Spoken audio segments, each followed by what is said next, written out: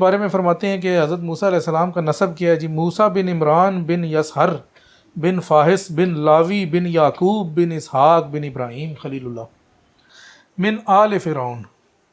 شیخ فرما رہی ہیں کہ اللہ تعالیٰ نے یہاں پر آل فرعون کا ہے، فرعون کی آل سے، یہ نہیں کہا کہ فرعون سے نجات دی۔ کہتے ہیں اس کی وجہ یہ ہے کہ فرعون کی آل ہی انہیں عذاب دینے میں سرگرداں تھی۔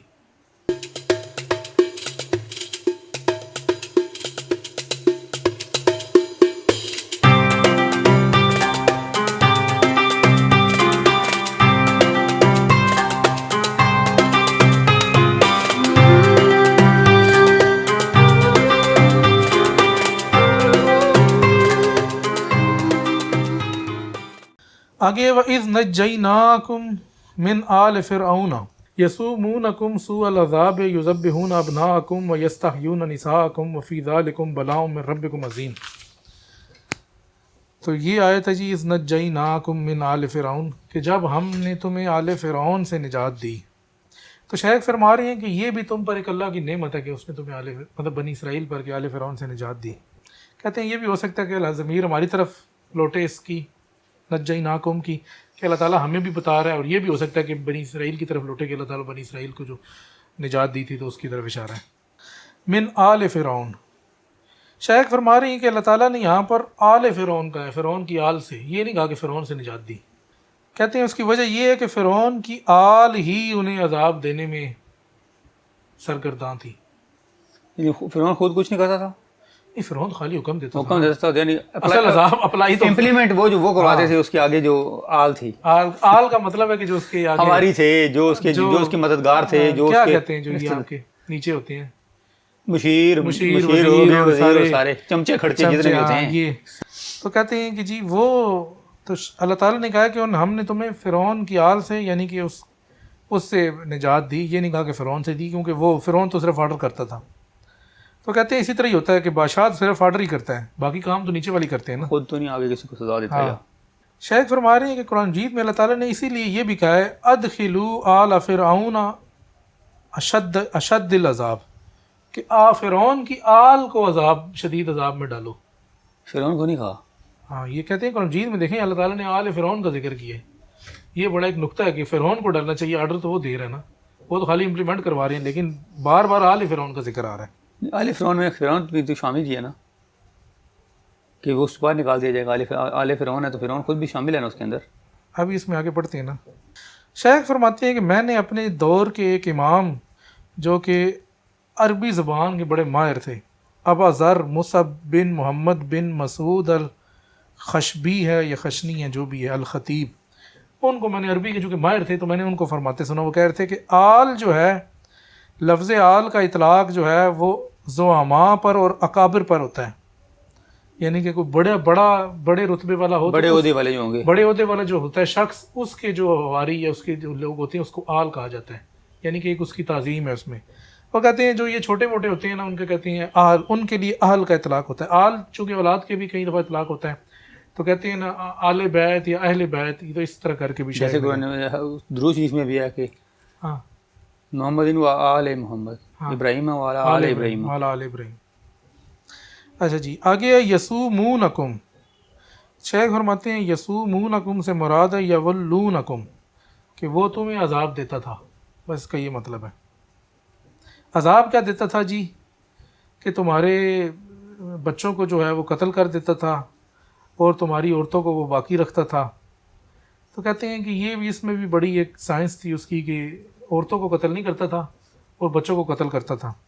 کہتے ہیں یہ اس کے مختلف عذاب کے پہلو تھے، کیونکہ عورتوں کو باقی رکھتا تھا تو وہ ان کے لیے یہ عذاب تھا کہ ان کو موت نہیں آئی، اور وہ پھر ان باقی جن کو عذاب دیتا تھا تو وہ عورتیں ان پر روتی تھی کہ جی ہمارے یہ ماں باپ یا ہمارے جو شوہر تھے یا گھر والے تھے یا بھائی تھے، ان سب کو اس نے قتل کر دیا۔ یہ باسی امپائر ہیں، سلام دے رہے ہیں۔ وعلیکم السلام۔ اور یہ ابن العربی لائبریری ہے جی، وہ کوئی سلام دے رہے ہیں اور رمضان مبارک کہہ رہے ہیں، خیر مبارک۔ اور پھر وہ کہہ رہے ہیں کہ مجھے اس کا ترجمہ چاہیے جی۔ اس کا ترجمہ اصل کیا جی، ان کا ترجمہ تو بھی ہوا ہی نہیں ہے، آپ کو کیسے چاہیے؟ فی الحال اگر آپ نے سننا ہے تو یہاں پر بیٹھ کے سن لیں۔ سن لیں اور اسی کو لکھ لیں، نہیں لکھیں گے کیسے اتنا؟ ترجمہ جو بول رہے ہیں بس۔ اچھا جی، کون ہے؟ عدیل صاحب ہیں جی، یہ کہہ رہے ہیں جی کہ کیا فرعون شیخ کے نزدیک ایمان لے آیا تھا؟ ہاں قرآن مجید میں بھی یہی ہے کہ وہ ایمان تو مان لیا لیا تھا. تھا مرتے وقت. شیخ نے بھی یہی کہا ہے. شیخ نے قرآن مجید کی اتباع میں کہا ہے، خود سے نہیں کہا، کیونکہ وہ قرآن مجید میں آیا تھا کہ جس میں فرعون نے کہا کہ میں موسیٰ اور ہارون کے رب پر ایمان لاتا ہوں. تو شیخ نے کہا دیکھیں آیت موجود ہے، اللہ نے بھی ذکر کر دی ہے. اس کا مطلب ہے اب حدیث میں تو ہے نہیں کہ بندہ کہے یہ ضعیف ہے یا اس طرح کی ہے. یہ تو قرآن پاک ہے. ہاں یہ تو قرآن پاک ہے. اب جب تک یہ آیت ہے اور اس کے الٹ کوئی ایسی آیت نہیں ہوگی جو اس ایمان کی نفی کرے، حالانکہ اس کی اگلی آیت میں ہے کہ اللہ تعالیٰ نے کہا کہ تو اب ایمان لاتا ہے، تو اس میں سے کچھ لوگوں نے یا مفسرین نے ان لوگوں نے کہا کہ جی اللہ تعالیٰ نے اس کی نفی کر دی کہ اب ایمان لاتا ہے. لیکن شیخ نے کہا کہ اللہ تعالیٰ نے نفی تو نہیں کی، صرف اتنا کہا ہے کہ جی تو اب ایمان لاتا ہے جب موت کو دیکھ رہا ہے یا آخری وقت پہ. تو خیر جو بھی ہے یہ اختلافی مسئلہ ہے. پھر بھی اختلافی مسئلہ ہے، لیکن بات تو یہی ہے نا کہ جب بندہ آخری وقت بھی ہو، کہتے ہیں کہ آخری سانس سے پہلے جو اگر توبہ کر لیتا ہے تو وہ توبہ قبول ہوتی ہے. ہاں جب موت کی ہچکی سے موت کی ہچکی سے پہلے تم نے اگر توبہ کر لی تو وہ تمہاری توبہ قبول ہے. تو یہ شیخ نے اس حوالے سے کہا ہے کہ فرعون جو ہے وہ مومنین میں سے تھا. اچھا جی آگے وفی ذالکم بلاء عظیم، کہ اس میں تمہارے لیے بڑی آزمائش تھی. کہتے ہیں آزمائش جو ہوتی ہے اس کے دو پہلو نکلتے ہیں، یا اس کے بعد تم شکر کرتے ہو یا اس کے بعد تم کفر کرتے ہو. ٹھیک ہے. وفی ذالکم بلاء من ربکم عظیم، کہ اس میں تمہاری رب کی طرف سے تمہاری بڑی سخت آزمائش تھی. تو شیخ اس میں یہ کہہ رہے ہیں کہ جو آزمائش جو ہوتی ہے اس کے نتیجے میں دو چیزیں مطلب دو چیزوں کے لیے آزمائش کی جاتی ہے کسی کی بھی، کہ ایٹ دی اینڈ یا وہ شکر کرے گا یا وہ اس کا کفر کرے گا اللہ تعالیٰ کا. تو کہتے ہیں حضرت سلیمان نے بھی یہی کہا لِيَبْلُوَنِي أَشْكُرُ أَمْ أَكْفُرُ، کہ وہ مجھے آزماتا ہے تاکہ کہ میں یا شکر کروں یا کفر کروں. مطلب وہ اس بات میں یہ آزماتا ہے کہ میرا بندہ میرا شکر ادا کرتا ہے یا میری آزمائش ہوتی یہی ہے نا، انکار کرتا ہے. اب آزمائش ہے، کوئی بندہ بھی کوئی تیاری کرتا ہے تو اس کے بعد جب پیپر ہوتے ہیں، آزمائش ہے نا، پیپر ایک آزمائش ہے، اس میں یا بندہ پاس ہوگا یا فیل ہوگا. تو اس میں بھی تو یہی ہے، جب بندہ اس کو وہ آزماتا ہے اس کو، تو اس کو وہ دیکھتا ہے کہ یہ میرا بندہ شکر کرے گا یا کفر کرے گا. آگے فرماتے ہیں کہ جی دنیا میں جو بھی عذاب آیا، جو بھی عذاب ہے وہ آزمائش ہی ہے، کیونکہ یہ دنیا ہی آزمائش کا گھر ہے. آگے فرماتے ہیں ان ھذا لھو البلاء المبین، کہ دنیا کے بارے میں یہ ہے کہ دنیا ہی سب سے بڑی آزمائش ہے یا واضح ترین آزمائش ہے.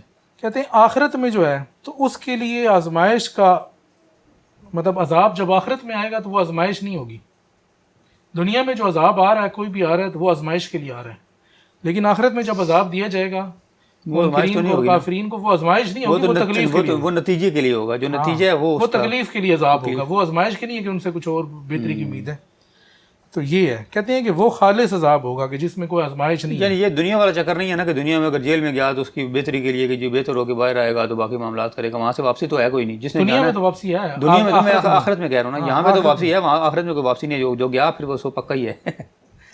آگے فرماتے ہیں کہ جی مجھے نہیں لگتا کہ اللہ تعالیٰ نے قرآن مجید میں آخرت کے لیے بلا کا لفظ، آزمائش کا لفظ کبھی استعمال کیا ہو. کہتے ہیں میں نے اس کی کوئی تحقیق تو نہیں کی، لیکن ویسے مجھے نہیں لگتا کہ میں نے مطلب پڑھا بھی نہیں ہے، میرے ذہن سے ابھی تک نہیں گزرا، نظر سے نہیں گزرا. یہ میں کوئی ایسی تحقیق سے بات نہیں کر رہا، لیکن لگتا مجھے نہیں ہے. کہتے ہیں اس کی وجہ یہ ہے کہ آخرت دار تکلیف نہیں ہے، یعنی کہ وہاں پر آپ کو وہ تو نہیں ہے کہ آپ وہ تو جزا کی جگہ ہے، جزا وہاں پر بدلہ ملنا ہے، وہاں سے آپ کی کوئی اگلی مطلب یہ نہیں ہے کہ آپ ادھر سے کچھ بہتری کر کے کسی اور طرف نکلیں گے، تو وہ بدلے کا گھر ہے. اچھا پھر کہتے ہیں کہ جی وہ بچوں کو قتل کیوں کرتا تھا؟ تو بچوں کو اس لیے قتل کرتا تھا کہ کسی نے اس کو بتایا تھا کہ جی بنی اسرائیل میں ایک ایسا بچہ پیدا ہوگا جو تیری حکومت کو جو نہیں ہے اس کو تہس نہس کر دے گا، تیری ساری سلطنت ختم کر دے گا.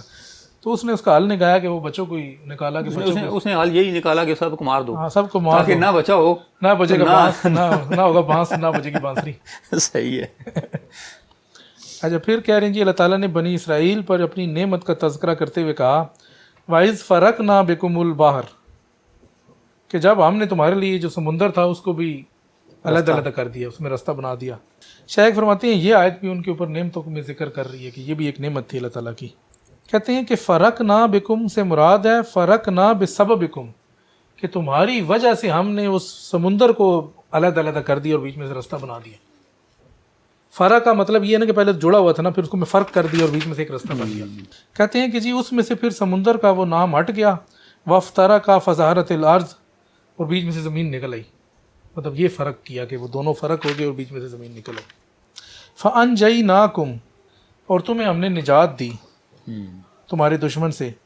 فانجیناکم، اور اس کے آگے کیا ہے جناب، فانجیناکم واغرقنا آل فرعون وانتم تنظرون. کہتے ہیں کہ ہم نے اس میں سے تمہیں نجات دی اور آل فرعون کو اس میں غرق کر دیا، ڈبو دیا، اور تم دیکھ رہے تھے، وَأَنْتُمْ تنظرون، اور تم دیکھ رہے تھے اس بات کو کہ والے وہ تو وہ نکل گیا آگے، لیکن پیچھے سے جب وہ درمیان میں آئے تو پانی چال پڑا. وہ دیکھ رہے ہاں، وہ تھے. غرق تو شیخ نے کہا کہ دیکھ رہے تھے کہ اس کی دو طرح سے تشریح ہو سکتی ہے. ایک تو یہی ہے کہ تم دیکھ رہے تھے، جب تم نے دیکھ لیا کہ وہ سارے ڈوب گئے، آل فرعون، اور فرعون اس میں ڈوب گیا. کہتے ہیں کہ دوسری جو ہے نا اس کی تشریح جو ہے وہ تنتظرون کے معنوں میں بھی ہو سکتی ہے. یعنی کہ تنتظرون یہ ہے کہ تم ابھی انتظار میں بیٹھے ہو کہ جس طرح فرعون کو غرق کیا، اسی طرح اگر تم اس نبی پر ایمان نہیں لاؤ گے تو پھر تمہارا بھی یہی حال ہوگا. کس نبی پر؟ محمد صلی اللہ صلی اللہ علیہ علیہ وسلم پر. اگر آپ پہ ایمان نہیں لائیں گے اور دشمن بنیں گے تو جس طرح فرعون کے دشمنوں کو ہلاک کر دیا تھا تو پھر تم اس انتظار میں بیٹھے ہو کہ کیا تمہارے ساتھ بھی وہی کیا جائے.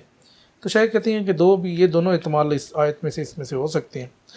تو کہتے ہیں جی موسیٰ کے بارے میں فرماتے ہیں کہ حضرت موسیٰ علیہ السلام کا نسب کیا ہے جی. موسیٰ بن عمران بن یسہر بن فاحس بن لاوی بن یعقوب بن اسحاق بن ابراہیم خلیل اللہ. تو حضرت ابراہیم بن اسحاق بن یعقوب کی اولاد میں سے ہیں، ان کا نام موسیٰ ہے. اور پھر کہتے ہیں کہ جی ان کو موسیٰ کیوں کہا گیا؟ موسیٰ اس لیے کہا گیا کہ جس تابوت میں ان کی ماں نے ان کو ڈالا تھا، اور جب وہ تابوت وہ فرعون کے محل کے پاس یا جدھر بھی آ کے رکا تھا تو وہ ایک درخت کے پاس رکا تھا.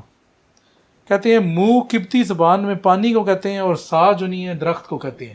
تو جوڑ کے انہوں نے موسیٰ بنا لیا کہ منہ کے پاس ملا تھا ہمیں سا تو موسیٰ. کہتے ہیں اس سے یہ لفظ موسیٰ بنا. کہتے ہیں جو فرعون کا نام تھا ولید بن مصب یا مصب بن زیاد، مطلب یہ کہتے ہیں فرعون کا اصل نام یہ تھا، وہ تو اس کا لقب فرعون تھا نا. تو یہ بھی شیخ نے ذکر کر دی، ان دونوں میں سے کوئی ایک تھا. میرے خیال میں ابھی 1-2 منٹ کا وقفہ کرتے ہیں کیونکہ یہ آیات ختم ہوئی ہیں.